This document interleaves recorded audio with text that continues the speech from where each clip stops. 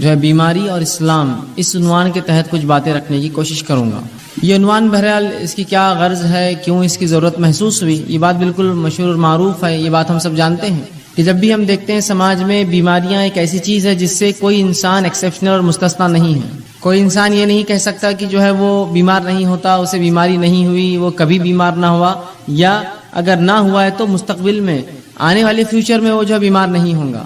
تو بیماریاں ایسی چیز ہے جو انسان سے ایسی لگی ہے کہ جیسی زندگی ہے ویسی بیماریاں ہیں۔ انسان پیدا ہوا تو بیماریاں، پیدا ہوا تو انفیکشنز، پیدا ہوا تو فلاں مسائل، پیدا ہوا تو فلاں، اور بیماریاں مطلب انسانی سماج، انسانی زندگی سے بالکل بہت گہرائی سے لگی ہوئی، اس سے مستثنا، اس سے ایکسیپشنل، اس سے بچ کر کسی کو چارہ انسان کو ہی نہیں کہ بیمار نہ ہو۔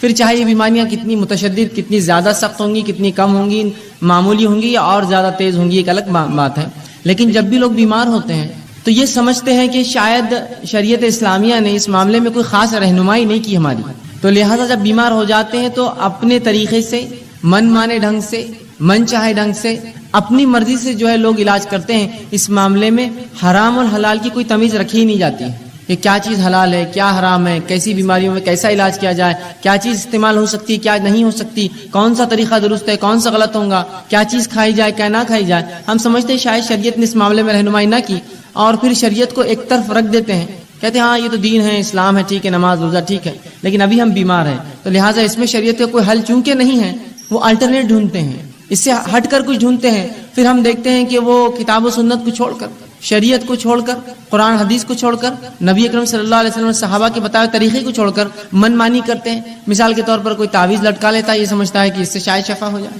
اس لیے کہ فلاں کسی نے کہہ دیا کہ بیئر پینے سے جو ہے پتھری نکل جاتی، تو ان کو لگا کہ اب علاج چکی ہے، شریعت اس میں کوئی رہنمائی تو کرتی نہیں ہے، لہٰذا آپ شراب پینا شروع کر دو۔ کچھ لوگوں کو دیکھا گیا کہ وہ گانجا اور افیم پیتے ہیں، اس لیے کہ انہیں لگتا ہے کہ فلاں مرض کا کوئی علاج نہیں ہے، شریعت نے اس میں رہنمائی نہیں کی، لہٰذا ہم یہ کر لیں۔ اور پتہ نہیں کیا کیا لوگ اس میں کرتے ہیں، بنا حلال اور حرام کی تمیز رکھے، بنا جانے کہ یہ چیز جو استعمال کی جا رہی ہے شریعت نے اس کو سینکشن کیا نہیں کیا، حلال جانا نہیں جانا، اس کو حرام تو نہیں قرار دیا۔ اور اس معاملے میں جب کوئی کہتا ہے بھائی حرام ہے حلال، تو کہتے دیکھو ہم بیمار ہیں، ہماری تکلیف ہم کو معلوم ہے، آپ ذرا خاموش بیٹھ جائے تو اچھا ہے، اس معاملے میں ہمیں کرنے دیجیے، ہم کر رہے ہیں، اگر مجھے اس سے سکون ملتا ہے تو میں اسی کو اختیار کرتا ہوں۔ جیسا بہت سے لوگوں کو مرگی کا مسئلہ ہوتا ہے تو دن بھر گانے سنتے رہتے ہیں، کار میں بیٹھے گانا لگا دیا، موبائل ہینڈ سیٹ میں گانا لگا دیا، گھر کے اندر گانا لگا دیا، اس لیے کہ ان کو لگتا ہے سکون اس کے بغیر حاصل نہیں ہوگا، جبکہ شریعت نے واضح طور سے بتایا کہ حرام چیزوں سے علاج نہیں ہو سکتا ہے۔ تو ہم یہ سمجھتے ہیں جب بیمار ہو جاتے ہیں کہ شاید اب شریعت میں اس کی کوئی رہنمائی نہیں، لہٰذا منمانی کی جائے، اب جو چاہے کرو، جیسے چاہے علاج کرو، حرام حلال کی کوئی تمیز نہیں، چاہے میوزک کا اس میں استعمال ہو، چاہے ناچنا گانا اس میں پڑے، چاہے شراب پینا پڑے یا کوئی اور کام کرنا پڑے، سب کرو، اس لیے کہ اس معاملے میں ہم جو ہے لاوارث جیسے یا بنا سرپرستی کے چھوڑ دیے گئے، اب بہرحال معاملہ ہم کر سکتے ہیں۔ اسی لیے اس عنوان کو ہم نے خاص طور سے انتخاب کیا کہ اسلام کیسے رہنمائی کرتا بیماری کے تعلق سے، بیماری اور اسلام، کہ ان دونوں کا تعلق ہے۔ نبی اکرم صلی اللہ علیہ وسلم جو ہے ساری انسانیت کے لیے آئے تھے، اور آپ نے تمام ان شعبوں کے اوپر جو ہے رہنمائی کی، مسلمانوں کی اور انسانوں کی، جو شعبے انسانوں کو جو ہے جو باتیں ان کے جو ہے درپیش آتی ہے، یہ کیسے ہو سکتا ہے جو شریعت اتنی باریک باریک باتوں کو بیان کرے، وہ اتنا بڑا ایک شعبہ انسانی زندگی کا بیماری اس کو چھوڑ دے اور ہمیں ہماری رہنمائی نہ کرے، بلکہ شریعت نے رہنمائی کی، بہت زبردست رہنمائی کی، بہت گہرائی سے رہنمائی کی، بہت اچھے ڈھنگ سے رہنمائی کی۔ یہ ہماری بدنصیبی ہے کہ اس چیز کو ہم جاننے کی نہ کبھی کوشش کرتے ہیں، نہ اس پر ہم نے کبھی عمل کیا، اور ہماری ان کوتاہیوں کو ہم یہ سمجھتے ہیں کہ شریعت نے اس معاملے ہماری رہنمائی نہیں کی۔ یاد رکھیے اس کو جاننے کی ضرورت ہے۔ جب آپ شریعت کو پڑھیں گے، یہ شریعت ایسے ایسے شعبوں میں، ایسی ایسی جگہوں پر رہنمائی کرتی ہے جہاں ہم توقع بھی نہیں کرتے کہ یہاں شاید رہنمائی ہوئی۔ مثال کے طور پر ایک انسان اپنی ازدواجی زندگی، میاں بیوی کے رشتے کیسے قائم رکھے، شریعت نے یہاں بھی رہنمائی کی۔ کچھ لوگ سمجھیں گے یہ تو بےحائی ہے، یہ بےحائی نہیں، یاد رکھیے یہ طریقہ زندگی ہے۔ اگر وہاں رہنمائی نہ کرتا تو پھر انسان تو منمانے ڈھنگ سے اختیار کرتا اور انسان نہیں جانور بن جاتا۔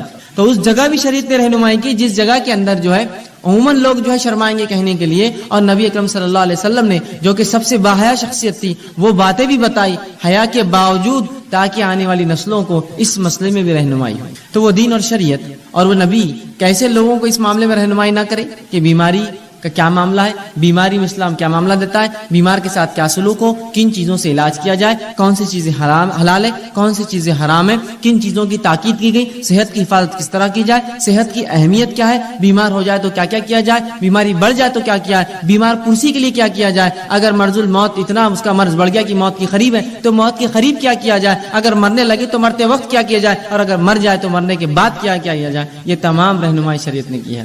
مکمل طور سے ہمارے بیماری سے لے کر علاج سے لے کر شفا یا غیر شفا کی حالت لے کر اور پھر موت اور پھر بالکل موت کے بعد کے تمام معاملات بتائے. میں انشاءاللہ عزیز آپ کو بیماری کے تعلق سے حلال و حرام چند باتیں، وہ چیزیں جن سے نبی اکرم صلی اللہ علیہ وسلم نے علاج کیا، اور وہ چند رہنمائی کی بیمار سے کیسے بیمار پرسی کرے، بیماری کا مومن کو کیا فائدہ ہوتا ہے، یہ تمام باتیں آج آپ کے سامنے رکھنے کی کوشش کروں گا. میں نے آپ کے سامنے جو ہے سورہ بنی اسرائیل سورہ نمبر 17 اس کی آیت نمبر 82 تلاوت کی. اللہ فرماتا ہے وَنُنَزِّلُ مِنَ الْقُرْآنِ مَا هُوَ شِفَاءٌ وَرَحْمَةٌ لِّلْمُؤْمِنِينَ، کہ ہم نے جو قرآن کو نازل کیا اس کے اندر جو ہے مومنوں کے لیے شفا اور رحمت ہے. وَلَا يَزِيدُ الظَّالِمِينَ إِلَّا خَسَارًا، اور ظالموں کو اس کے میں خسارے کے علاوہ، ظالموں کو اس سے نقصان کے علاوہ کچھ نہیں ملتا. مطلب یہ پتہ چلا کہ اللہ رب العزت نے جو قرآن نازل کیا اس میں شفا ہے، یاد رکھیے. اور شفا جسمانی، شفا نفسیاتی یا روحانی جس کو ہم کہتے ہیں، دونوں ہی شفا قرآن میں ہے. ایک آدمی جس پہ کوئی جن حاوی ہو یا مریض ہو کسی بیماری کا، ذہنی اعتبار سے آپ قرآن پڑھیے، آپ دیکھیں گے اس کو سکون و اطمینان ملتا ہے. تو یہ روحانی شفا بھی ہے. اسی طرح جسمانی شفا بھی ہے. بہت ساری بیماریوں میں نبی اکرم صلی اللہ علیہ وسلم نے قرآن کو پڑھنے کی تاکید کی. قرآن کے فضائل میں یہ تمام باتیں بہرحال آ سکتی ہے. آپ فضائل قرآن کے عنوان پر یہ باتیں جو ہے پڑھ سکتے ہیں، تحقیق کر سکتے ہیں. بہرحال آئیے، تو اللہ نے فرمایا کہ ہم نے اس قرآن کو نازل کیا جس کے اندر مومنوں کے لیے شفا ہے اور رحمت ہے، اور ظالموں کو اس کے اندر خسارہ ہے. ظالموں کے لیے تو قرآن نقصان ہے، اس لیے کہ اللہ کی کتاب مان کر اس کو نہیں پڑھتے، ان کے لیے ہدایت نہیں ہے اس کے اندر، لہٰذا وہ خسارہ اٹھاتے ہیں. ورنہ مومنین کے لیے تو شفا ہے اور رحمت ہے اس قرآن کے اندر. اور اسی مقصد کے تحت اللہ نے اس کو نازل کیا. وَنُنَزِّلُ، ہم نے اس کو نازل کیا یہ مقصد کے تحت کہ مومنوں کو شفا اور رحمت اس سے حاصل ہو، اور ظالموں کو اس سے نقصان کے سوا اور کچھ حاصل نہیں ہوتا. یاد رکھیے. اسی طرح نبی اکرم صلی اللہ علیہ وسلم کا ایک فرمان سنن ابن ماجہ کی ایک حدیث میں نے آپ کے سامنے تلاوت کی. اللہ کے رسول صلی اللہ علیہ وسلم فرمایا کہ اللہ رب العزت نے ایسی کوئی بیماری نہیں جس کو نازل کیا. اس حدیث سے پتہ چلتا ہے کہ بیماری اللہ کی طرف سے آتی ہے. رسول اللہ فرماتے ہیں ان اللہ لم ينزل، کہ ایسی کوئی بیماری نہیں ہے جس کو اللہ نے نازل کیا لیکن اس کی شفا، اس کی دوا بھی نازل کر دی، اس کا علاج بھی نازل کر دیا. شفان فتداؤ، تو لہٰذا تم دوا کرو، علاج کراؤ. تو یہاں اس حدیث میں نبی اکرم صلی اللہ علیہ وسلم وضاحت کر دی کہ ایسی کوئی بیماری نہیں ہے جس کو اللہ نے نازل کیا ہو. تو پتہ چلا بیماریاں آسمان سے آتی ہے، اللہ بیماریاں دیتا ہے لوگوں کو، لیکن اس کا علاج بھی اتارتا ہے ان بیماریوں کے ساتھ. فتداؤ، تو لہٰذا تم دوا کرو، علاج کرایا کرو. تو پتہ چلا علاج کرانا چاہیے. بیماریاں اللہ کی طرف سے، بیماری اللہ بہرحال مختلف، کبھی سزا کے طور پر، کبھی آزمائش کے طور پر لوگوں کو دیتا ہے، اور اس کے بعد ہمیں حکم یہ آیا، اس کی دوا اللہ نے اتاری ہے، لہٰذا تم اس کے لیے دوا کرو، اس کے لیے علاج کرو.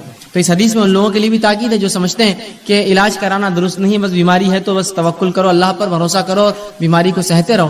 بلکہ آپ علاج کرا سکتے ہیں. نبی اکرم صلی اللہ علیہ وسلم نے کہا دوا کرو، علاج کرواؤ بیماری کا. ٹھیک. اسی طرح ہم دیکھتے ہیں بیماری جو ہوتی ہے یہ صحت کا الٹ ہوتی ہے. انسانی جسم کی جو کیفیات ہوتی ہیں جس پہ انسان جیتا ہے جو سماج میں، وہ دو ہی کیفیات ہوتی ہیں، ایک صحت مندی کی اور ایک بیماری والی کیفیت. اب یہ ہو سکتا ہے کہ صحت مند ایک انسان مکمل ہو یا بیمار ہو، اور بیمار چاہے کچھ فیصد ہو یا کچھ زیادہ ہو یا کچھ زیادہ ہو. مختلف بیماریاں ہوتی ہیں، جیسے مثال کے طور پر انسانی جلد پہ کچھ ہو جائے، بیماری ہے، لیکن انسان اس سے بہت زیادہ پریشان نہیں ہوتا، ایک زندگی گزار سکتا ہے. کبھی جسم کی کسی ایک اعضاء میں بیماری ہوتی ہے جس سے اس کو تکلیف ہوتی ہے، کبھی پورے جسم میں اس کو بیماری ہوتی ہے، یا کبھی جو ہوتا ہے کہ اس کا جسم اور جو ہے تمام اعضاء کے اندر بیماریاں ہوتی ہیں، مختلف بہرحال چیزیں ہوتی ہیں. تو اس چیز کو ہمیں سمجھنے کی ضرورت ہے کہ اللہ کے رسول نے علاج کرانے کا حکم دیا. اب بیٹھو. ٹھیک. تو ہمیں جو ہے علاج کرانے کا حکم دیا، اور بیماریاں جو ہے یہ صحت کا، یاد رکھیے، الٹ، بیماریاں صحت کا الٹ ہوتی ہیں. تو اس چیز کو ہمیں سمجھنے کی ضرورت ہے کہ ایک انسان یا تو صحت مند ہوگا یا تو بیمار ہوگا، اس سے ہٹ کر کوئی تیسری اس کی حالت نہیں ہوتی. یا صحت مند اور بیماری کے بیچ میں تھوڑا زیادہ بیمار، یا کچھ صحت اور کچھ بیماری، یہ بہرحال ہو سکتا ہے، یاد رکھیے. تو ہمیں اس بات کو سمجھنے کی بہرحال یہ ضرورت ہے کہ انسانی سماج میں ہماری جو زندگیاں ہوتی ہیں اس کی دو ہی حالت ہے، یا تو صحت مند یا تو انسان بیمار ہوتا ہے. اسی طرح صحت جو ہے یہ ایک بہت عظیم نعمت ہے اللہ رب العزت کی. یاد رکھیے صحت ایک عظیم نعمت ہے، اس لیے کہ اس کے تعلق سے بار بار نبی اکرم صلی اللہ علیہ وسلم نے بیان کیا ہے. تو صحت کو ہم غنیمت جانیں، اس عظیم نعمت کا ہم جو ہے زبردست فائدہ اٹھائیں. آئیے صحت کتنی عظیم نعمت اور دولت ہے. نبی اکرم صلی اللہ علیہ وسلم فرماتے ہیں، صحیح مسلم کی روایت، آپ نے فرمایا قوی مومن بہتر ہے اس اور اللہ کے نزدیک زیادہ محبوب ہے بنسبت اس کے جو کمزور مومن ہیں. قوی مومن جو جسمانی اعتبار سے طاقتور مومن ہے اللہ کے نزدیک زیادہ محبوب ہے بنسبت اس کے جو کمزور مومن ہے، حالانکہ خیر دونوں میں ہے، خیر دونوں مومن میں، اس لیے دونوں ایمان والے، لیکن جو طاقتور ایمان والا ہے وہ اللہ کے نزدیک بہتر ہے۔ سوال یہ ہے طاقتور ایمان والا اللہ کے نزدیک کیوں بہتر ہے؟ اس لیے بہتر ہے اللہ کے نزدیک ایک طاقتور، اس لیے کہ جب اس میں طاقت ہوتی ہے جسمانی اعتبار سے تو وہ ڈٹ کر نوافل ادا کرتا ہے، ڈٹ کر کماتا ہے تو ڈٹ کر زکوٰۃ ادا کرتا ہے، اللہ کے گھر کا حج کر سکتا ہے، اس لیے کہ صحت ہو تو پھر حج کریں گا، بیمار آدمی کے لیے بہت مشکل ہوتا ہے، اللہ کے گھر کے طواف اور عمرے کر سکتا ہے، اور بہت سارے فائدے یاد رکھیے ایسا شخص جو ہے اٹھا سکتا ہے۔ تو لہٰذا اس لیے فرمایا ایک قوی مومن اللہ کے نزدیک زیادہ محبوب ہے بنسبت کمزور مومن کے، حالانکہ خیر دونوں میں ہے، اچھائی دونوں میں ہے، برے کوئی بھی نہیں ہے، لیکن طاقتور مومن، صحت مند مومن کو فوقیت حاصل ہے کمزور مومن پہ، یاد رکھیے۔ اسی طرح صحت کی اہمیت بتاتے ہوئے نبی اکرم صلی اللہ علیہ وسلم فرماتے ہیں، جامع ترمذی کی روایت ہے، اس حدیث کو اگر ہم سمجھ لیں تو انشاءاللہ بڑا فائدہ اٹھا سکتے ہیں اپنی صحت کا۔ آپ صلی اللہ علیہ وسلم فرماتے ہیں اور کہتے ہیں اللہ کی دو نعمتیں ایسی ہیں جس کا بہت سے لوگ فائدہ نہیں اٹھاتے۔ کیا فرما رہے نبی اکرم صلی اللہ علیہ وسلم؟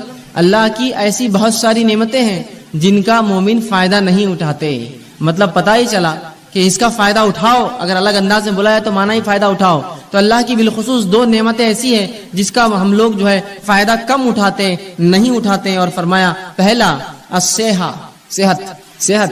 دو چیزیں نعمتیں اللہ کی ایسی ہیں جس کا لوگ فائدہ نہیں اٹھاتے، اور خطاب ہم مسلمانوں سے، پہلا صحت کا فائدہ اٹھانا چاہیے، اس لیے کہ دوسری کی روایت میں جامع ترمذی کی آپ نے فرمایا صحت کا فائدہ اٹھا لو اس سے پہلے کہ بیماری آ جائے، تو صحت کا فائدہ نہیں اٹھاتے آپ فرما رہے۔ دوسرا جو نعمت اللہ کی جس کو ہم ضائع کرتے ہیں وہ کیا ہے؟ آپ فرماتے ہیں دوسرا والفراغ اور خالی وقت، یہ دو نعمت اللہ کی عظیم نعمت ہیں، ایک صحت اور خالی وقت، اور رسول اللہ فرماتے ہیں ان دو کا مومن فائدہ نہیں اٹھاتے۔ اور واقعی میں بات کتنی سچ ہے کہ جب اللہ ہمیں صحت دیتا ہے تو ہم کوئی کام نہیں کرتے ہیں، جب بیماری آتی تو ذکر و اذکار، صدقات، نوافل سب کا میں جوش جاگ جاتا ہے۔ جب صحت کی کیوں نہیں فائدہ اٹھایا؟ جب ذکر و اذکار کرتے، جب نمازیں پڑھتے، قیام کرتے، اہتمام کرتے، اس لیے کہ جب اللہ نے طاقت دی تھی۔ یا پھر جوانی تو چھوڑ دیتے ہیں، جوانی جب گزر جاتی ہے اور بڑھاپے میں پھر تمام اعمال کرنے کی کوشش کرتے جو جوانی کی عبادتیں تھیں۔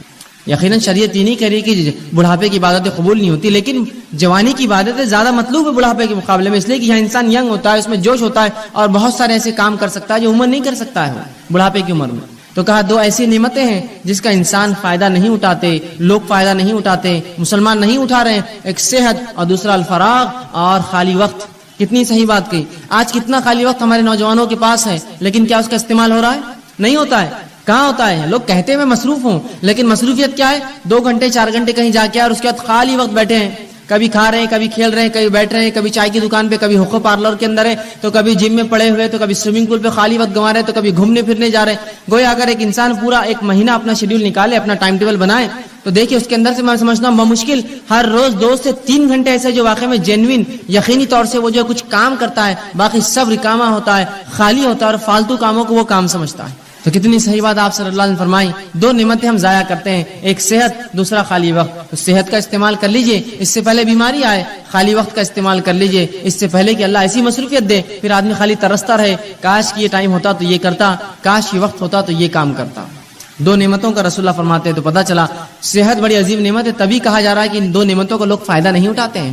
اسی طرح جامع ترمذی کی روایت ہے، آپ صلی اللہ علیہ وسلم فرماتے ہیں، بہرحال جو پہلی حدیث میں نے اس سے پہلے بیان کی وہ صحیح بخاری کی روایت تھی، جامع ترمذی کی روایت ہے، آپ صلی اللہ علیہ وسلم فرماتے اور کہتے ہیں اللہ کی نعمتوں میں سے جن کا سوال روز محشر سب سے پہلے ہونے والا ہے، اللہ کی نعمتوں میں سے جس کا سوال قیامت کے روز، آپ صلی اللہ علیہ وسلم فرماتے ہیں کہ قیامت کے روز جو اللہ رب العزت کی نعمتیں ہیں جن کے تعلق سے سوال کیا جائے گا، اور سب سے پہلے جس کا سوال کیا جائے گا، آپ فرماتے ہیں اور کہتے ہیں کہ سب سے پہلے اس سے پوچھا جائے گا کہ کیا میں نے صحت مند جسم نہ دیا تھا؟ جو اللہ رب العزت بندوں سے سوال کریں گا اس میں سب سے پہلا سوال کیا ہونے والا، رسول اللہ فرماتے ہیں وہ یہ ہوگا کیا میں نے صحت مند جسم نہیں دیا تھا؟ بتا اب کیا کیا اس کو؟ کیا جواب دیں گے؟ اے اللہ صحت دی تھی تو میں نے تو منشیات میں، نشوں میں، تمباکو خوری کے اندر، سگریٹ نوشی کے اندر جسم کو برباد کیا، کھیل کود کے اندر، وہ کام نہیں کر پایا، یہ جواب دیں گے؟ سوال ہونے والا ہے، صحت دیا تھا، جسم دیا تو اچھا کیا استعمال کیا، کتنی نمازیں پڑھی، کتنے نوافل کا اہتمام کیا، مال و دولت دیا تھا اس کے ساتھ صحت دی تھی، کتنے حج اور عمرے کیے تو نے، کیسی اپنی صحت کو لگایا، میری راہ میں کوئی کوشش کی، مومنوں کی کبھی مدد کی، مصیبت زداؤں کے لیے آگے بڑھا، جو جسمانی قوت تھی اس کا استعمال کیا، اس کے ساتھ مالی اثر، سوال ہونے والا جسم دیا تھا کیا کیا، کیا جواب دیں گے ہم؟ بلکہ ایک روایت میں آتا ہے کہ اللہ پوچھیں گا میں نے جسم دیا تھا، کس چیز میں اس کو برباد کیا تو نے؟ اس جسم کو کہاں لگایا؟ وہ جسم تو نے کہاں اس کو بوسیدہ کر کے آیا؟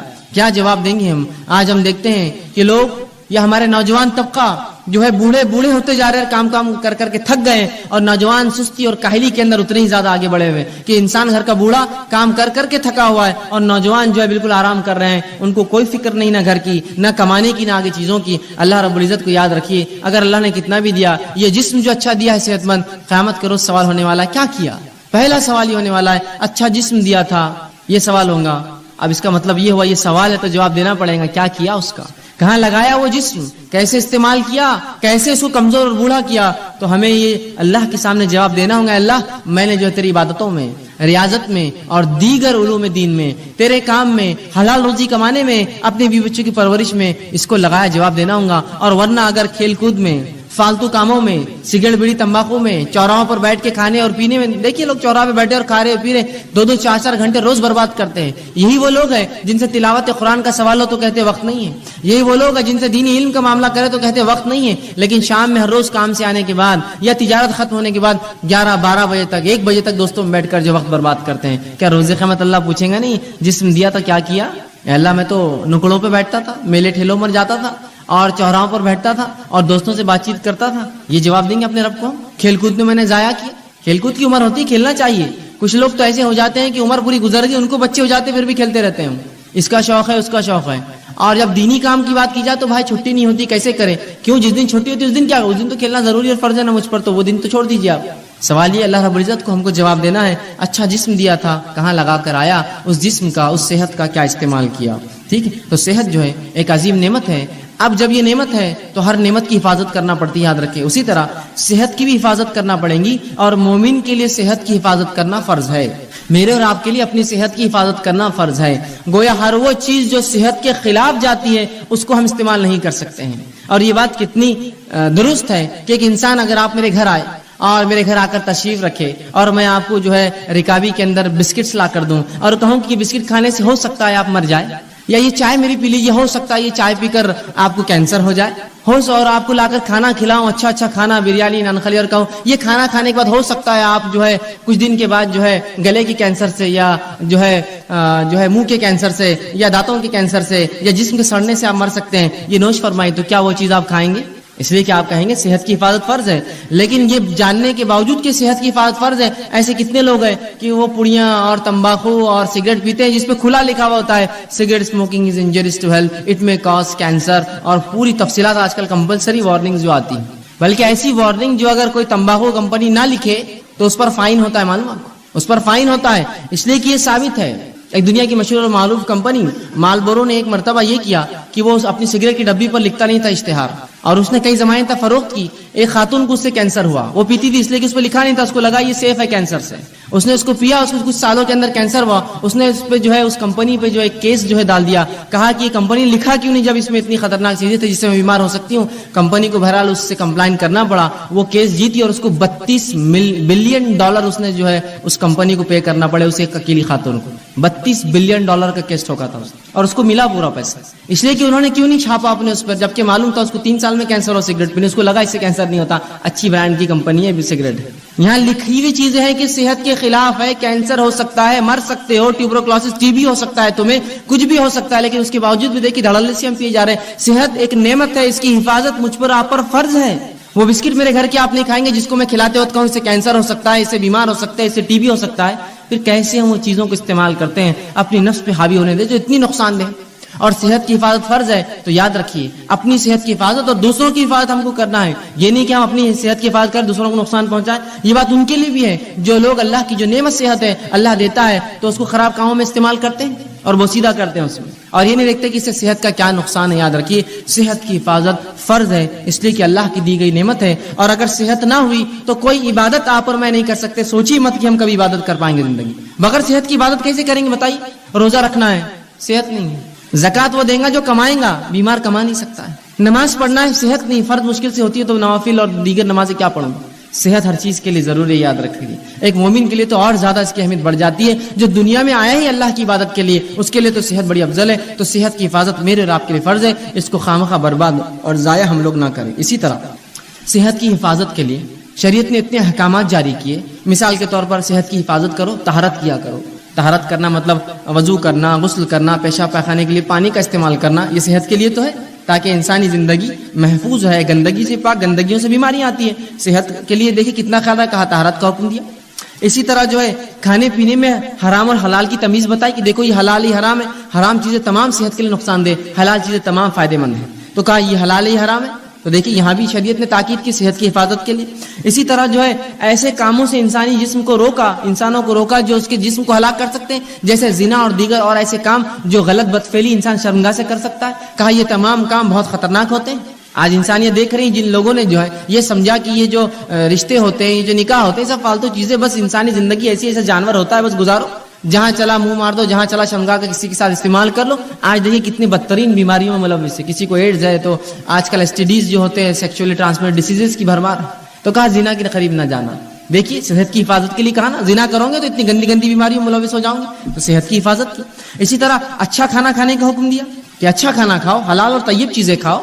اسی طرح جو ہے کثرت کرنے کا حکم دیا کہ صحت کو اچھا رکھو، جس کے لیے کثرت ورزش کیا کرو. اسی طرح کھیل کود کا بھی حکم دیا، وہ کھیل کود جو انسانی جسم کو اور سماج کے لیے فائدے مند ہوتا ہے، جیسا گھڑ سواری ہو سکتا ہے، آرچری ہو سکتا ہے، شوٹنگ ہو سکتا ہے، جو انسانی نفس کو فائدہ دے، کچھ اس میں جو ہے ایسے ہنر پیدا کرے جو فائدے مند ہے. تیرنا سیکھے، یہ سب اچھی چیزیں، سائیکلنگ کرے، رننگ سیکھے، یہ سب انسانی. تو کثرت کا حکم دیا، کھیل کود کا حکم دیا، اور بہت ساری ایسی دیگر احکامات سنائے تاکہ ایک مومن صحت مند رہے. یاد رکھیے صحت کا شریعت نے بڑا خیال رکھا، اور اسی کے لیے حرام حلال، اچھا اور برے کی تمیز رکھی. یہاں مت جاؤ، یہاں جاؤ، یہ مت کرو، یہ کرو، یہ سب صحت کے لیے. طہارت کرو، طہارت لیا کرو. یہ تمام چیزیں میری اور آپ کی صحت کے لیے شریعت نے کی. صحیح مسلم کی ایک روایت آتی ہے، نبی اکرم صلی اللہ علیہ وسلم فرماتے اور کہتے ہیں کتنا دیکھیے اس امت کے صحت کا آپ نے خیال رکھا. اور رسول اللہ فرماتے ہیں، یہ غائب کے علم میں سے آپ فرماتے اور کہتے ہیں، برتن کو اور پانی کی جو تھیلیاں ہوتی تھی اس زمانے میں چمڑے میں پانی بھرا جاتا تھا، تو اس کو رات میں باندھ کر رکھا کرو.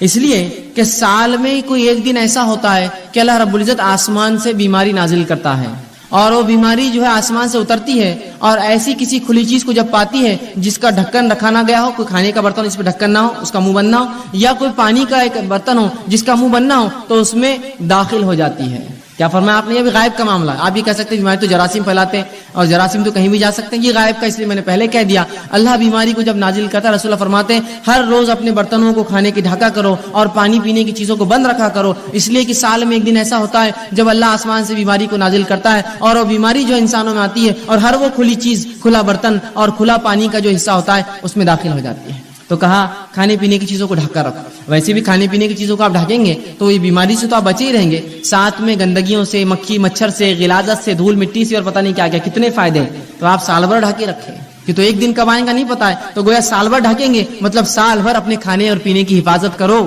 کھلا مت چھوڑا کرو، گندگی مت داخل ہونے دو. دیکھیے کتنا جو ہے شریعت نے حفاظت کی صحت کی ایک مومن کی اور ایک مسلمان کی. اسی طرح بیماری جو ہوتی ہے وہ صحت کی الٹ ہوتی ہے. اب بیماری کیا ہے؟ بیماری کو ہم یوں کہہ سکتے ہیں، اس کی تعریف میں دے سکتے ہیں کہ انسانی جسم میں کوئی اعضاء میں تکلیف ہو یا کمی ہو یا بگاڑ آ جائے. پورے انسانی جسم میں یا کسی ایک اعضاء میں کوئی تکلیف ہو یا بگاڑ آ جائے، یہ بیماری ہوتی ہے. انسانی جسم میں مطلب پورے شریر میں، پورے جسم میں، یا کسی ایک اعضاء میں، ہاتھ، پیر، سر، کان، ناک، منہ، گلا، انگلیاں، کچھ بھی ہو سکتا ہے. کسی ایک اعضاء میں کوئی تکلیف ہو یا اس میں کوئی بیماری ہو، اس چیز کو یا اس میں کوئی بگاڑ آ جائے یا کمی آ جائے، اسے بیماری کہا جاتا ہے. سر درد ہو رہا ہے، بلڈ پریشر ہے، شوگر ہے، یہ پورے جسم کی بیماریاں خون کے اندر رہتی ہیں. ہاتھ میں تکلیف ہے، ہاتھ کھینچتا ہے، پیر میں فلاں ہے، انگلیاں خراب ہو جا رہی ہے، فلاں ہوتا ہے، کان میں ٹیچ، تو یہ اعضاء کی بیماریاں. تو کوئی بھی چاہے پورے جسم میں کوئی چیز ہو تکلیف دے یا جو ہے کسی اعضاء میں، اسے بیماری کہا جاتا ہے. یاد رکھیں. اسی طرح بیماری جو ہوتی ہے یہ مومنوں کے لیے آزمائش ہوتی ہے. یاد رکھیں، بیماری مومنوں کے لیے آزمائش. اور اللہ رب العزت مومنوں کو کیوں آزماتا ہے؟ وہ اس لیے آزماتا ہے تاکہ جانے، جانچے، پرکھے کہ جب ہم دعویٰ کرتے ہیں ایمان کا تو کتنے سچے ہم دعوے میں، اور جب اللہ اس دعوے کے مطابق آزمائش کرتا ہے تو کتنے کھرے اس آزمائش میں اترتے ہیں. تو اللہ رب العزت مومنوں کو آزماتا ہے بیماری کے ذریعے. تو یاد رکھیے مسلم کی روایت، صحیح مسلم اور مسند احمد کی، آپ صلی اللہ علیہ وسلم فرماتے ہیں مومن کا معاملہ بڑا عجیب ہے. جب اللہ اسے فراوانی دیتا ہے، خوشحالی دیتا ہے، تو اللہ کا شکر بجا لاتا ہے، یہ اس کے لیے خیر ہے، ثواب کا باعث ہے.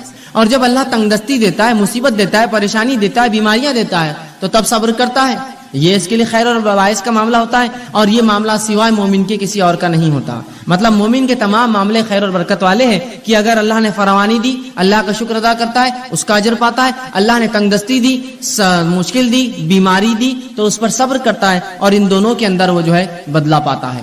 اسی طرح سنن ابن ماجہ کی روایت ہے، آپ صلی اللہ علیہ وسلم فرماتے ہیں سب سے زیادہ جو لوگ انسانوں میں آزمائے جاتے ہیں، سب سے زیادہ جو لوگ انسانوں میں آزمائے جاتے ہیں وہ سب سے پہلے ہوتے ہیں انبیاء علیہ الصلوۃ والسلام. یہ سب سے زیادہ آزمائے جاتے ہیں. دوسرا فرمایا علماء حق، یہ دوسرے نمبر پہ جو آزمائے جاتے ہیں. تیسرا فرمایا صالحین اس امت کے نیک لوگ، یہ تیسرے نمبر پہ آزمائے جاتے ہیں. اور فرمایا ان میں سے کچھ ایسے گزرے ہیں پچھلی قوموں میں، انبیاء، علماء حق اور صالحین، کہ جن کو ایسی بیماریاں اللہ نے دی کہ جن کے جسم میں کیڑے پڑ گئے. بیماری آزمائش ہے، ان کے جسم میں کیڑے پڑ گئے. صالحین اور ان نیکوکاروں کے اس حد تک بیمار ہوئے کہ اس بیماری میں ان کا انتقال ہو گیا. اسی طرح کچھ ایسے تھے اللہ نے ایسی غربت دی، اتنا غریب بنایا کہ سوائے ٹاٹ کے کپڑے، کھدر جو موٹے کپڑے ہوتے پہننے کے ان کے پاس نصیب نہ تھا، اور آگے فرمایا پہننے کو کچھ نہ تھا سوائے ٹاٹ کا کپڑا. لیکن اس میں وہ اس سے زیادہ خوش تھے جتنا تم فراوانی اور خوشحالی میں خوش رہتے ہو. مطلب یہ انبیاء، یہ علماء حق اور یہ صالحین ان بیماریوں میں، ان پریشانیوں میں، ان غربت میں بھی اتنے خوش تھے، اتنے مطمئن تھے کہ جتنے ہم لوگ خوشحالی میں خوش نہیں ہوتے ہیں. اس لیے کہ یہ انبیاء، یہ علماء حق، یہ صالحین جانتے ہیں کہ یہ آزمائش اللہ کی طرف سے ہے، اور ہر آزمائش کا مومن کو کیا ملتا ہے؟ بدلہ ملتا ہے. تو جب بھی ہماری آزمائش ہو یاد رکھیے ہم صبر کریں. اور اللہ رب العزت کسی بھی انسان کو اس کے طاقت سے زیادہ نہیں آزماتا. اللہ سبحانہ تعالیٰ سورہ بقرہ سورہ نمبر 2 آیت نمبر 286 میں فرماتا اور کہتا ہے لا یکلف اللہ نفسا الا وسعها. اللہ کسی نفس کو اس کے طاقت سے زیادہ نہیں آزماتا. یاد رکھیے مجھے اور آپ کو ہماری طاقت سے زیادہ نہیں جو ہے آزماتا ہے، بلکہ جتنی طاقت ہے اتنی ہی آزمائش آتی ہے. تو اگر بیماری دی تو یہ طاقت تھی تب دی، مصیبت دی طاقت تھی تب دی، کسی نعمت کو دے کر چھین لیا یہ طاقت تھی تبھی چھینا. اللہ کسی کو اس کے جو ہے برداشت سے زیادہ نہیں آزماتا. اور اللہ کا معاملہ تو ہر بار یہ ہوتا ہے. سورہ بقرہ سورہ نمبر 2 آیت نمبر 175 میں فرمایا اور کہا یرید اللہ بکم اليسر ولا یرید بکم العسر، کہ اللہ رب العزت تو تمہارے ساتھ آسانیاں کرنا چاہتا ہے، وہ تمہیں مشکلات میں نہیں ڈالنا چاہتا ہے. تو یہ بیماریاں میرے اور آپ کے لیے آزمائش ہے. اب جب بھی کوئی بیمار ہو تو ہم صبر کریں، اس لیے کہ صبر کرنے والوں کے تعلق سے سورہ بقرہ سورہ نمبر 2 آیت 156 میں کہا فبشر الصابرین، کہ صبر کرنے والوں کو بشارت دو. یہاں خوشخبریاں دینے کا حکم دیا کہ جو لوگ صبر کرتے ہیں فبشر الصابرین الذین اذا اصابتهم مصیبۃ قالوا انا للہ وانا الیہ راجعون، کہ جو لوگ مصیبت جن پر آتی ہے اور مصیبت میں صبر کرتے ہیں ان کو خوشخبریاں دے دو، اور جب ان پر مصیبت آتی ہے تو یہ مومن کہتے ہیں قالوا انا للہ وانا الیہ راجعون، ہم اللہ کی طرف سے آئے تھے، اس کی طرف لوٹ کر جانا ہے. تو ہمیں صبر کرنا چاہیے. اللہ کسی کو بھی اس کی طاقت سے زیادہ نہیں آزماتا. جب آزمائش ہوتی تو ہمیں صبر کرنا چاہیے. آئیے صحیح بخاری اور صحیح مسلم کی روایت ہے، آپ صلی اللہ علیہ وسلم فرماتے اور کہتے ہیں جب ایک مسلمان کو کوئی ایذا پہنچتی ہے، تکلیف پہنچتی ہے، بیماری کی شکل میں، کسی کی موت کی شکل میں، کسی اعضاء کے ضائع ہونے کی شکل میں، کسی اور اس میں مصیبت، پیسے میں، مال میں کمی، اولاد میں کمی، پھلوں میں کمی، روزی میں کمی، جب کسی ایک مومن کے تعلق سے آپ فرماتے ہیں مسلم کو ایذا یا بیمار ہوتا ہے تو اللہ تعالیٰ اس کے گناہوں کو ایسا دھو دیتا ہے جیسے ایک جھاڑ جس پر سوکھے پتیاں ہوں وہ سوکھنے سے گر جاتی ہیں. ایک مومن کو جب تکلیف، مصیبت، بیماریاں آتی ہیں تو اللہ اس کے گناہوں کو ایسا اس سے الگ کر دیتا ہے جیسے کہ ایک جھاڑ جس کے پتے سوکھ چکے ہیں وہ اس سے الگ ہو جاتے ہیں. ایسے مومن کے گناہ جو ہے بیماری کی وجہ سے، مشکل اور تکلیفوں کی وجہ سے دور ہو جاتے ہیں. یاد رکھیں تو ہر تکلیف جو مومن کو ہے اگر صبر کرے تو باعث اجر بنتی ہے، اس کے گناہ اس سے جھڑ جاتے ہیں. اسی طرح سنن ابو داؤد کی روایت ہے. آئیے وہ لوگ جو بیمار رہتے ہیں، پریشان ہوتے ہیں، پریشان مت ہوئیے. سنیے نبی اکرم صلی اللہ علیہ وسلم کیا فرماتے ہیں اور کہتے ہیں. آپ فرماتے ہیں اللہ مسلمانوں کے گناہ بیماریوں کی وجہ سے دھو دیتا ہے. اللہ مسلمانوں کے گناہ بیماریوں کی وجہ سے دھو دیتا ہے، اس حد تک کہ جیسے سونا اور چاندی کے میل کو آگ الگ کر دیتی ہے، بیماریاں مومن سے اس کے گناہوں کو ویسی الگ کر دیتی ہے جیسے آگ سونے اور چاندی کے میل کو الگ کر دیتی ہے. آپ جانتے ہیں نا سونے چاندی کو صاف کرنے کے لیے اس کو آگ میں ڈالا جاتا ہے، پگھلنے کے بعد سونا چاندی جو ہے رہ جاتا ہے اور غلاظت اوپر آتی ہے، اس سے نکال لی جاتی ہے. تو آپ سے فرماتے ہیں بیماریاں مومن کو ایسا پاک کرتی ہے گناہوں سے جیسا آگ سونے اور چاندی کے میل کچیل کو نکال دیتی ہے. تو جو مومن بیمار ہوتا ہے وہ اس کی طاقت کے مطابق اللہ بیماری دیتا ہے، اسے کام ہے وہ صبر کرے، صبر کرنے کا بدلہ زبردست پاتا ہے. اسی طرح جب انسان بیمار ہو جائے تو علاج کرانا مستحب اور سنت ہے. یاد رکھیے ہر شخص کوشش کرے علاج موجود ہو تو ضرور علاج کروائے. اس لیے کہ نبی اکرم صلی اللہ علیہ وسلم کی روایت ہے، سنن ابن ماجہ کی حدیث ہے کہ اللہ رب العزت نے ایسی کوئی بیماری نازل نہ کی سوائے اس کے کہ اس کا علاج نازل کیا، تو لہٰذا تم لوگ جو ہے علاج کراؤ، جو خطبے میں نے حدیث آپ کے سامنے ہے۔ تو اس حدیث سے پتہ چلا ہمیں علاج کروانا چاہیے۔ اب جب پتہ چلا علاج کروانا چاہیے، اللہ نے ہر بیماری کا علاج نازل کیا ہے، اب اس معاملے میں کیا احتیاط کرے، کیسے علاج کرے؟ تو آئیے، حرام چیزوں سے علاج کرانا یاد رکھیے جائز نہیں ہے۔ وہ چیزیں جن کو شریعت نے حرام قرار دیا ہے وہ چیزوں سے علاج جائز نہیں ہے۔ اس کے تعلق سے نبی اکرم صلی اللہ علیہ وسلم فرماتے ہیں، طبرانی کی روایت حدیث آپ فرماتے ہیں، ان اللہ لم یجعل شفاءکم فیما حرم علیکم، جو چیزیں اللہ نے تم پر حرام کی ہے اللہ نے اس میں شفا نہیں رکھی ہے۔ سمجھ گیا بات کو؟ حرام اشیاء کے اندر اللہ نے شفا رکھی ہی نہیں ہے، اس میں کبھی فائدہ ہو ہی نہیں سکتا۔ گو تھوڑے وقت کے لیے ایسا لگتا ہو کہ فائدہ ہے، لیکن وہ شفا کبھی نہیں دے سکتا، اس لیے کہ رسول اللہ نے فرما دیا جن چیزوں کو اللہ نے تم پر حرام قرار دیا ہے اس میں کسی قسم کی شفا نہیں رکھی ہے۔ تو لہٰذا وہ اشیاء جو حرام ہیں، نشے کی چیزیں ہو سکتی ہے، دیگر اور چیزیں ہو سکتی ہے جو شریعت نے حرام قرار دی، ان کو کر کے ہم یہ نہ سمجھیں کہ اس سے فائدہ ہو سکتا ہے، اس سے شفا مل سکتی ہے، پھر چاہے بیماری جو ہے وہ نفسیاتی ہو یا جسمانی ہو۔ یاد رکھیں حرام چیزیں کر کے شفا حاصل نہیں کی جا سکتی، رسول اللہ نے اس کی وضاحت کر دی۔ تو جب بھی اب مجھے اور آپ کو اگر ہم بیمار ہو جائے علاج کروانا ہے تو حلال چیزوں سے علاج کروانا پڑے گا، حرام چیزوں میں اللہ رب العزت نے شفا نہیں رکھی۔ اسی طرح اب کوئی شخص بیمار ہو جائے تو بیمار ہونے کے لیے بعد یاد رکھیے قرآن و احادیث سے جو دم ثابت ہے، جو پڑھ کر پھونکنا چاہیے، دوا کے ساتھ یہ بھی کرنا چاہیے۔ جہاں حرام دواؤں کا استعمال یا حرام اشیاء کا استعمال دواؤں میں درست نہیں ہے، اس میں کوئی شفا نہیں ہے۔ اسی طرح یہ بات یاد رکھیے کہ انسان کبھی کبھار بیمار ہوتا ہے، بیماری ایسی ہوتی ہے کہ اس کو جو ہے جہاں دعا کی ضرورت ہے وہاں دوا اور دعا دونوں کی ضرورت ہوتی ہے۔ یاد رکھیں آج بہت سارے لوگ اس کی گواہی دیں گے، ایسے بہت ساری تھراپیز نکلی ہے جن تھراپیز میں یہ ہوتا ہے کہ صرف مریض کے آنکھ پر ہاتھ پھیرا جاتا ہے، صرف ہاتھ پھیرا جاتا ہے اور اس سے اس کو فائدہ ہوتا ہے، صرف ہاتھ پھیرتے ہیں، آپ جائیے ان کے پاس خالی ہاتھ پھیرتے ہیں، جبکہ نبی اکرم صلی اللہ علیہ وسلم نے اپنی زندگی میں تمام کام کر کے بتا دی۔ آپ لوگوں کے پاس جاتے، ان پر دعا پڑھ کر دم کرتے اور سہلاتے ان کو، وہ اعضاء کے اوپر ہاتھ رکھتے جہاں بیمار ہے۔ تو آج بہت سی تھراپیز ایسی بہرحال ڈیولپ ہو رہی ہے، دھیرے دھیرے الٹرنیٹ میڈیسنز آئیں گے مارکیٹ میں جس میں یہ ہے کہ صرف سہلایا جائے تو اس سے فائدہ ہو رہا ہے لوگوں کو۔ ٹھیک ہے، تو لوگ یہ سوچتے ہیں کہ خالی دم کرنے سے پھونکنے سے کیا فائدہ ہوگا، بہت سارے فائدے ہوتے ہیں، اللہ کے کلام کا اثر ہوتا ہے، نبی اکرم صلی اللہ علیہ وسلم کو جو باتیں اللہ نے بتائی ان کلام میں اثر ہوتا ہے اللہ۔ تو اب اگر کوئی بیمار ہو جائے تو حرام چیزوں سے علاج نہ کرے۔ دوسرا، انسان اپنے نفس سے دم بھی کرے، سب سے پہلے اللہ سے پناہ طلب کرے اور پھر دنیاوی دوا کی طرف جائے۔ ہم سے جو کوتاہی ہوتی ہے وہ یہ ہے، ہم جو ہی بیمار ہوتے ہیں سب سے پہلے ہم کہتے ہیں کہ ڈاکٹر، بس ڈاکٹر کا نام لے کے بھاگ گئے اور سمجھتے ہیں کہ اب ڈاکٹر صاحب نے جو دیا اس سے شفا تو ہونا ہی ہے۔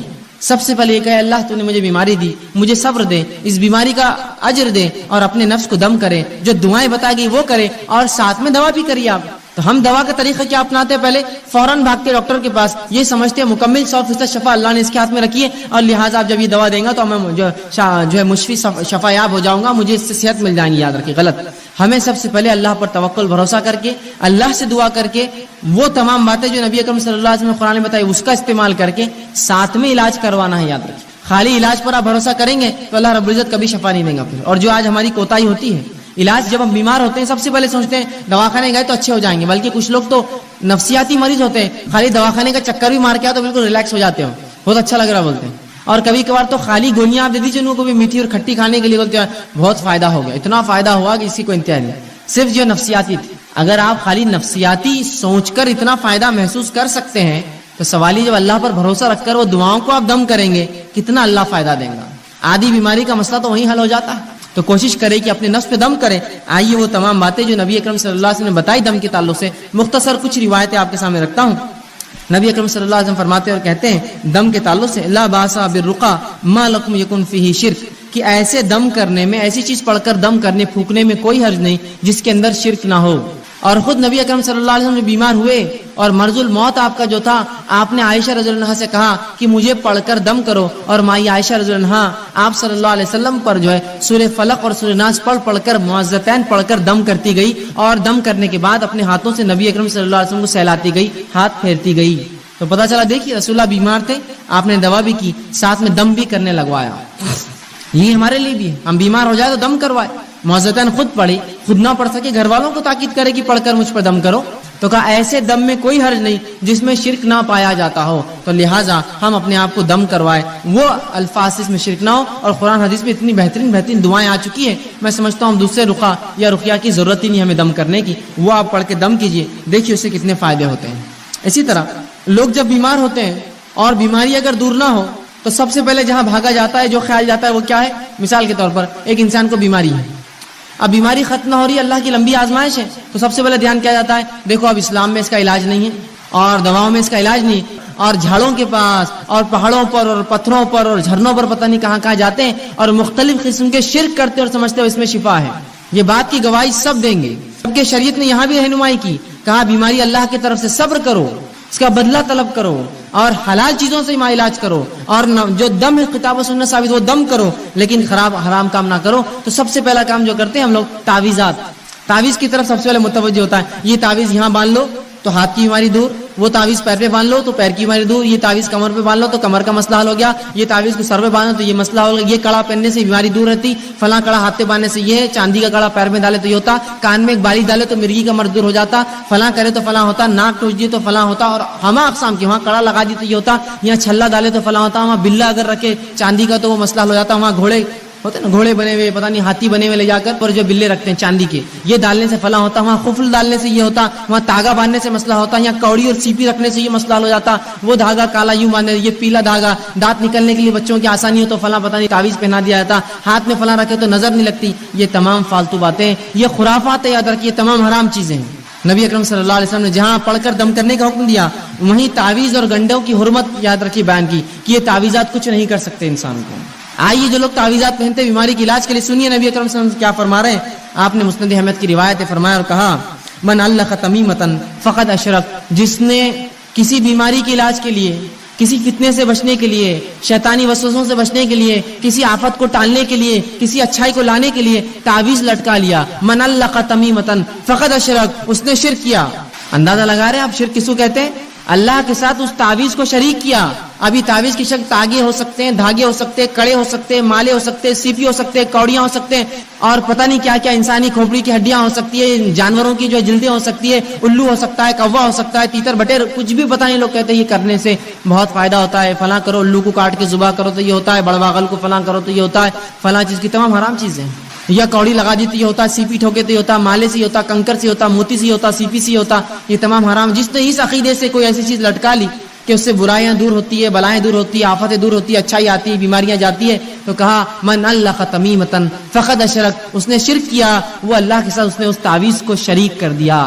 اب بہت سے لوگ بولتے تاگا تو ہے، کیا ہوتا ہے یہ تاگا؟ اگر ہاتھ پر رہ گیا اور مر گئے تو آخرت میں اللہ رب العزت رب نہ ہوا، آخر میں اللہ کہیں گا اس تاگے سے ہی مانگ لے جو مانگنا ہے، میرا بندہ تو کہاں تھا، تو نے تو اس پہ اعتقاد رکھا، کیا برا حال ہوگا۔ آئیے سنیے نبی اکرم صلی اللہ علیہ وسلم آگے کیا فرماتے۔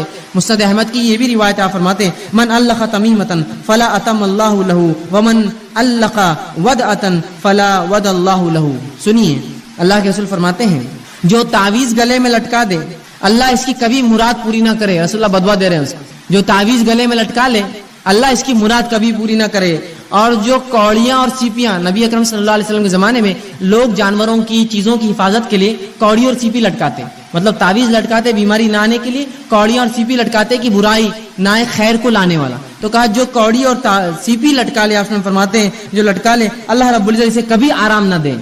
جو تعویذ لٹکا لے اللہ رب العزت آپ فرما رہے ہیں کہ اس کو جو ہے کبھی جو ہے اللہ کے رسول فرماتے ہیں کہ اس کی مراد پوری نہ کرے اللہ، جس نیت سے ٹانگ کبھی نہ کرے۔ اور جو سیپی لٹکا لے، کوڑیاں اس زمانے میں لوگ لگاتے تھے تاکہ اسے خیر آئے، فرمایا اللہ اس کو کبھی آرام نہ دے۔ اسی طرح آپ صلی اللہ علیہ وسلم نے مسند احمد کی روایت ہے، ایک شخص کو دیکھا جس کے ہاتھ میں ایک ڈنڈ پر ایک کڑا تھا۔ بہت سے لوگ کہتے ہیں نا چاندی کے کڑے، چھلے، پتہ نہیں مالے، گلے میں دھاگے، تاگے، سن لیجئے وہ لوگ غور سے سنیے۔ نبی اکرم صلی اللہ علیہ وسلم ایک شخص کو دیکھا کہ ہاتھ میں اس کے کڑا تھا ڈنڈ پر، آپ صلی اللہ علیہ وسلم نے کہا افسوس یہ کیا ہے، کیا باندھ رکھا تو نے ہاتھ پر؟ یہ تو شخص نے کہا اللہ کے رسول یہ میں نے اس لیے پہنا ہے کہ اس سے ایک جلد کی بیماری نہیں ہوتی ہے، اسکن کا ایک ڈیزیز نہیں ہوتا ہے، اس وجہ سے میں نے کڑا پہنا ہے۔ تو کہا کہ تو اسے فوراً اتار دے ورنہ اللہ رب العزت جو ہے تجھے اس میں ملوث کر دے گا، اس بیماری کو ڈال دے گا، وہ بیماری میں تجھے ملوث کر دے گا۔ کہا فوراً اتار دے کڑا ورنہ اللہ تجھے اس بیماری میں ڈال دے گا۔ اور فرمایا اگر تو اس حال میں مر گیا، تیری موت ہو گئی کہ کڑا تیرے ہاتھ میں ہی تھا، مر گیا تو تو کبھی کامیاب نہیں ہوگا، آخرت میں کبھی کامیاب نہیں ہوگا۔ کیا فرمایا کہ تو نے جلد کے امراض کے لیے پہنا، اسے اتار دے، اگر تو نے اسے نہ اتارا تو تجھے بیماری اللہ دے دے گا، اور اگر تو مر گیا اس حالت میں تو آخرت میں تو کبھی کامیاب نہیں ہونے والا، اس لیے کہ تو نے شرک کیا۔ تو لہٰذا ہمیں حلال چیزوں سے علاج کروانا ہے، تعویذ گنڈوں میں کوئی علاج نہیں ہوتا، یاد رکھیں. آپ دعائیں پڑھیے قرآنی، آپ دعائیں پڑھیے نبوی، یہ علاج کا یاد رکھیے جائز طریقہ ہے. آپ بعض دعائیں جو نبی اکرم صلی اللہ علیہ وسلم نے دم کیا اپنے نفس پر جب آپ بیمار ہوتے تھے، تو آئیے وہ دعائیں آپ کے سامنے رکھتا ہوں. دیکھیے یہ تمام باتیں دنیاوی علاج کے ساتھ چل رہا ہے. آپ دنیاوی علاج کراتے ہوئے یہ تمام کام کر رہے ہیں، یاد رکھیے. میں نے یہ نہیں کہا آپ سے کہ آپ دنیاوی علاج چھوڑ دیجیے اور باقی یہی کرتے رہیے کافی ہے. آپ دواخانے بھی جائیے، لیکن پہلے یہ ہوگا اور ساتھ میں پھر علاج کرواتے رہیے اور پھر صبر کرتے رہیے، اللہ سے دعا کرتے رہیے. تو علاج کے ساتھ یہ سب چل رہا ہے، اس لیے کہ یہ دونوں ملیں گے تو شفا ہے، یاد رکھیے. آئیے آپ صلی اللہ علیہ وسلم نے جو بعض دعائیں کی شفا کے لیے اس آپ کے سامنے رکھتا ہوں، بس مختصر رکھوں گا. صحیح بخاری کی روایت ہے، آپ صلی اللہ علیہ وسلم جب کسی مریض کے پاس جاتے تو اس کے جسم پر ہاتھ رکھتے اور یہ دعا پڑھتے اس کی شفا کے لیے. دعا یوں اللہم رب الناس اذهب الباس اشفی انت شافی، کہ اے اللہ انسانوں کو پالنے والے، انسانوں کے رب، اس سے تکلیف دور فرما، اس سے تکلیف دور فرما. اشفی انت شافی، اس کو شفا دے، تو شفا دینے والا ہے. لا شفا الا شفاء، تیرے علاوہ کوئی اور شفا دینے والا نہیں ہے. شفاء لا یغادر سقما، ایسی شفا دے کہ جو بیماری کو بالکل نہ چھوڑے. یہ دعا کرتے اس بیمار کے لیے، جب آپ جاتے اس کو پڑھتے اور یہ دعا کرتے کہ مریض پر ہاتھ رکھ کر یہ دعا کرتے اللہم رب الناس اذهب الباس، اے اللہ جو انسانوں کا رب ہے اس سے اس کی بیماری کو دور کر. اور یقیناً جو آپ فرماتے آگے اشفی انت شافی، تو شفا دینے والا، تیرے شفا دینے کوئی نہیں ہے. لا شفاءک الا شفاءک، تیرے علاوہ کوئی شفا نہیں دیتا. شفاء لا یغادر سقما، ایسی شفا دے اس کو کہ اس کی بیماری کو بالکل نہ چھوڑے. تو ہم بھی جب مریض کے پاس جائے، کوئی گھر میں مریض ہو جائے، یہ دعا اس کے جسم پر ہاتھ رکھ کے پڑھیے، دیکھے شفا ملیں گی، ساتھ میں علاج بھی بہرحال کراتے رہیں. اسی طرح صحیح مسلم کی روایت ہے، ایک شخص نے آپ صلی اللہ علیہ وسلم کے سامنے درد کی شکایت کی. کہا اللہ کے رسول مجھے تکلیف ہو رہی ہے. کسی ایک اعضاء میں درد کی شکایت کی. نبی اکرم صلی اللہ علیہ وسلم جب یہ سنا، اس کی درد کی شکایت سنی، تو آپ نے فرمایا کہ تو اپنے اس اعضاء پر جہاں تکلیف ہے اپنا سیدھا ہاتھ رکھ اور 3 بار بسم اللہ پڑھ. پیٹ دکھ رہا ہے، پیر دکھ رہا ہے، اچانک سر میں درد شروع ہوا، پتہ نہیں لوگ کیا کیا کرواتے ہیں. سنت سے یہ ہے کہ ہاتھ رکھو اور 3 مرتبہ آپ نے فرمایا بسم اللہ پڑھ. اور اس کے بعد آپ نے فرمایا اور کہا کہ 7 مرتبہ پھر یہ پڑھ.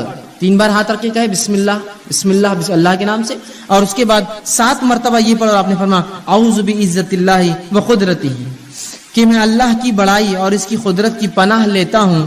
من شر ما اجد و حاضر، اس چیز سے جو میں محسوس کر رہا ہوں یا جس کا مجھے اندیشہ ہو رہا ہے. تو 3 بار پہلے بسم اللہ کہے اور 7 مرتبہ یہ دعا پڑھے تو رسول اللہ فرماتے ہیں اللہ رب العزت اس کو جو ہے شفا دیتا ہے. اسی طرح صحیح مسلم کی روایت ہے، آپ صلی اللہ علیہ وسلم فرماتے ہیں کہ آپ صلی اللہ علیہ وسلم ایک مرتبہ بیمار ہو گئے. جبرائیل علیہ السلام آئے اور نبی اکرم صلی اللہ علیہ وسلم نے رقیہ کیا، دم کیا ایک دعا پڑھ کر. جبرائیل علیہ السلام نے کیا دعا پڑھی تھی؟ حدیث میں لفظ آتے ہیں، آپ صلی اللہ علیہ وسلم نے صحابہ کو سنا کہا بسم اللہ ارقیک، کہ میں اللہ کے حکم سے تجھ پہ جو ہے دم کرتا ہوں. جبرائیل علیہ السلام آئے اور رسول اللہ پر یہ دعا پڑھ کر دم کی، بسم اللہ ارقیک، کہ اللہ کے نام سے میں تجھے دم کرتا ہوں. من کل دائن یوزیک، ہر اس بیماری سے جو تجھے نقصان دہ ہے. من شر کل نفس، اور ہر نفس کے شر سے اللہ تجھے محفوظ رکھے. وعین حاسد، اور ہر نظر لگانے والے کی نظر بس سے تیری حفاظت کرے. اللہ یشفیک، اللہ تیری جو ہے تجھے شفا دے. بسم اللہ ارقیک، میں اللہ کے حکم سے تجھ کو جو دم کرتا ہوں. یہ دعا جبرائیل علیہ السلام نے نبی اکرم صلی اللہ علیہ وسلم پر دم کی. اسی طرح معوذتین آپ پڑھ سکتے ہیں. اسی طرح سورہ جو ہے فاتحہ پڑھ کر ہم دم کر سکتے ہیں. یہ تمام کے بڑے فضائل آتے ہیں، یاد رکھیں. ہم نے یہ تمام چیزیں بہرحال آج چھوڑ دی ہیں. اور ایسی تمام وہ دعائیں جو قرآن سے اور سنت نبوی سے ثابت ہے آپ پڑھ سکتے ہیں. میں نے تو 2-4 نمونے کے طور پہ رکھی. یہ اگر پڑھ کر ہم کریں گے تو آپ دیکھیے جہاں دوا سے بھی علاج کا کچھ حصہ ہو رہا ہے، وہیں یہ دعائیں بہت حد تک نفسیاتی طور سے ہمیں جو مرض سے دور کر دیں گی، یا کم از کم بیماری ختم نہ بھی ہو تو ہم ایک مضبوط ایک مومن بنے رہیں گے. ہم آہو بکا نہیں کریں گے، تقدیر کو کوسیں گے نہیں، اللہ کو برا بھلا نہیں کہیں گے، اللہ سے بدگمانی نہیں کریں گے کہ ہم ہی بیمار ہونا تھا کہ اللہ ہمارا ہی گھر ملا تھا کیا، معیش ملا تھا کیا. کم از کم یہ تسلی رہیں گی انسان کو، نفسیاتی وہ مضبوط اور قوی رہیں گا، چاہے جسمانی اعتبار سے کتنا لاغر اور بیمار ہو چکا ہو. تو یہ دعائیں بڑی اہمیت رکھتی ہیں. اسی طرح بعض ایسی چیزیں جن سے نبی اکرم صلی اللہ علیہ وسلم نے خود علاج کیا ہو، وہ آپ کے سامنے کچھ رکھتا ہوں واقعات اور کچھ چیزیں جن سے خود نبی اکرم صلی اللہ علیہ وسلم نے علاج کیا ہو. لیکن ایک بات اس سے پہلے میں بتا دوں کہ جو باتیں حدیث میں آتی ہے کہ آپ صلی اللہ علیہ وسلم نے ان سے علاج کیا ہے، آج بہت سی مرتبہ یہ ہوتا ہے کہ ہم کہتے ہیں ان سے تو جیسا طب نبوی کتابیں ہوتی ہیں آپ پڑھتے ہیں اور علاج کرنے کی کوشش کرتے ہیں، فائدہ محسوس نہیں ہوتا ہے. وہ اس لیے کہ طب کا معاملہ ایسا ہے کہ اس پہ تجربات اور تجزیات کی ضرورت ہے. نبی اکرم صلی اللہ علیہ وسلم نے بہت سی باتیں فرمائی، یہ مسلمانوں کی کم علمی رہی، بےخوفی رہی، بد نصیبی رہی کہ طب نبوی ہم نے اپنے ہاتھ سے ضائع کر دی، کبھی اس پہ ریسرچ ہی نہیں کیا. کوئی بھی میڈیسن ریسرچ کے بغیر نہیں ہوتی ہے. رسول اللہ اگر یہ فرماتے ہیں کہ فلاں چیز میں یہ شفا ہے تو اس کا معنی یہ کہ اب ریسرچ کرنا پڑے گا نا اس پہ. اس میں سے نکالنا پڑے گا کیسی شفا ہے, کس چیز کے ساتھ دنیا کی مل کے شفا دیں گی, کون سی اور چیزوں سے مل جانے سے فلاں فائدہ ہوگا. ریسرچ ورک کبھی نہیں ہوا, اور افسوس مسلمانوں نے یونانی طب کو اپنا طب سمجھا اور یونانی طب کو مکمل طور سے لے لیا, اور طب نبی اس کے چکر میں پوری جو ہے ختم ہو گئی, کہ آج بہت ساری باتیں جو طب نبی میں الفاظ آتے ہیں وہ دوائیں کس کو بولتے ہیں ہم کو معلوم نہیں. وہ تو تبھی معلوم ہو سکتا تھا جب اس زمانے کے بعد سے لے کر مسلمان اس کو استعمال کرتے رہتے, اس پہ تجربات کرتے. افسوس کہ اتنا زبردست ذریعہ طب کا ہم نے کھو دیا. لیکن پھر بھی کچھ باتیں جو آتی رکھنے کی کوشش کرتا ہوں, وہ جو جس سے رسول اللہ صلی اللہ علیہ وسلم نے شفا کے لیے استعمال کی دواؤں کے طور پر. سب سے پہلے جو حدیث میں آتا ہے وہ یہ کہ آپ شہد سے علاج کیا کرتے تھے. ایک مرتبہ ایک شخص آ کر اللہ کے رسول صلی اللہ علیہ وسلم, میرے بھائی کو جو ہے پیٹ خراب ہو چکا ہے, اسے دست ہو رہے ہیں, آپ صلی اللہ علیہ وسلم کا اسے شہد کھلاؤ. وہ گیا, شہد کھلا کر آیا, کہا اللہ کے رسول اور بڑھ چکے ہیں. کہا اور کھلا. پھر اس نے کھلا کر آیا, کہا اللہ کے رسول صلی اللہ علیہ وسلم اور بڑھ چکے ہیں.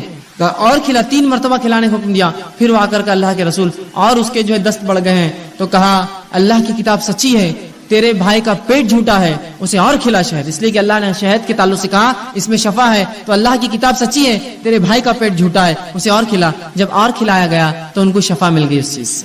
آپ دیکھ رہے ہیں جہاں شہد کھلایا گیا وہیں عقیدہ دیکھیے ساتھ میں, کھلا اس کو, اس میں شفا ہے. بس اگر کہہ دیا تو کہہ دیا, یہ نہیں کہ. اور عموماً دیکھیں تو شہد کھلانے سے بہت سے لوگوں کے جو ہے دست اور بڑھ جائیں گے, ظاہر تو یہ دکھتا ہے, لیکن اس میں شفا ہے, وہ شفا اور فائدہ دیتا ہے. اس لیے کہ کبھی دست کا روکنا درست ہوتا ہے اور کبھی ان کا نکل جانا اچھا ہوتا ہے, تاکہ بیماری جو اندر ہے جراثیم پورے نکل جائے پیخانے کے ذریعے. تو کہا تیرا بھائی کا پیٹ جھوٹا ہے, اللہ کی کتاب سچی, اور کھلا اس کو. ایک بار اور کھلایا, دست بند ہو گئے, شہد کے ذریعے شفا. اسی طرح آپ صلی اللہ علیہ وسلم نے زمزم کا استعمال کیا شفا کے لیے, اور فرمایا زمزم جس نیت سے پیا جاتا ہے اللہ اس میں شفا رکھتا ہے.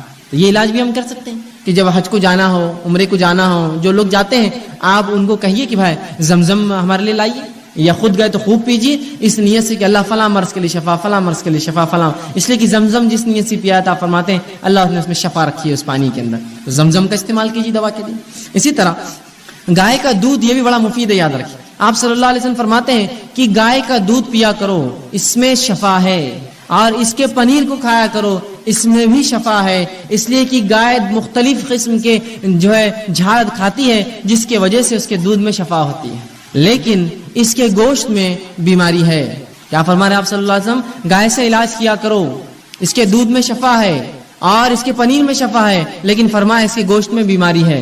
لیکن ہمارے پاس تو گائے کے گوشت کا معاملہ کیا ہوتا ہے آپ سب جانتے ہیں, اس کے بغیر کوئی دعوت مکمل نہیں ہوتی, اور اس حد تک اس کو کھایا جاتا ہے کسی کو انتہا نہیں. آپ کھا سکتے ہیں, حلال ہے, حرام نہیں ہے, لیکن اگر بکثرت اس کو کھائیں گے تو اس میں بیماری ہے. یاد رکھیں کہ رسول اللہ نے واضح اور ایک نہیں, ایسی 5 سے 6 روایت ہے اس میں کہا اس میں بیماری ہے, اس کے گوشت میں بیماری ہے. تو آپ نے فرمایا اس کے دودھ میں شفا ہے, اس کے پنیر میں شفا ہے. اس لیے کہ گائے چرتی ہے اور بہت سارے مختلف جھاڑ کھاتی ہے جو بیماری کا علاج ہوتے ہیں, تو اس کو پینا چاہیے, اس کے دودھ کو, اس کے پنیر کو, اور کہا اس کے گوشت کے تعلق سے احتیاط کرنا, اس میں بیماری ہے. تو حلال ہے ایسا گوشت کھانا, لیکن بکثرت کھائیں گے تو بیماری ہو سکتی ہے. یاد رکھیں رسول اللہ نے فوراً وضاحت کر دی, اس میں بیماری, اور تمام احادیث صحیح ہے. یاد رکھیں تو گائے کے دودھ سے علاج کروائیے. اسی طرح بچوں کو پلائیے, خود پیجیے, بیمار ہو تو بڑا شفا اس میں فائدہ ہے. اسی طرح آپ نے زیتون کے تیل کے تعلق سے کہا, زیتون کے تیل میں بھی شفا ہے. کوشش کریں کہ زیتون کا تیل ہم استعمال کریں. اب لیکن بہرحال اب کیسے استعمال کریں, اس کو تو ظاہر سی بات ہے تجربات کرنے پڑیں گے. اب جو لوگ تجربے کرتے ہیں مختلف چیزوں میں ملا کر زیتون کا تیل کیا فائدہ ہوتا ہے, ان سے پوچھنا پڑے گا کیسا ہوتا ہے بول کر. اسی طرح کلونجی میں آپ نے فرمایا شفا ہے, اور کلونجی کے تعلق سے فرمایا کہ تم جو کالے دانے, کلونجی جس کو کہتے ہیں, اس کو اگر ساتھ کھایا کرو, اس میں بڑی شفا ہے. اور فرمایا اس کے تعلق سے کہ جو اسے کھاتا ہے اس میں موت کے علاوہ تمام چیز کا جو ہے شفا ہے, تمام چیز کی سوائے موت کے. کلونجی, تو کلونجی کھایا کریں, اس میں بھی شفا ہے. اسی طرح اجوا کھجور کے تعلق سے آپ نے فرمایا اس میں بھی شفا ہے. اجوا کھجور وہ کھجور ہوتی ہے جو نبی اکرم صلی اللہ علیہ وسلم کے زمانے میں ایک مخصوص احاطہ ہے اس کے اندر اگتی تھی, اسے اجوا کہتے ہیں. تو اجوا کھجور جو کھاتا ہے آپ فرماتے ہیں جس دن وہ کھائے نہار پر 7 اجوا کھجور, اس دن جادو اور اس پہ زہر اثر نہیں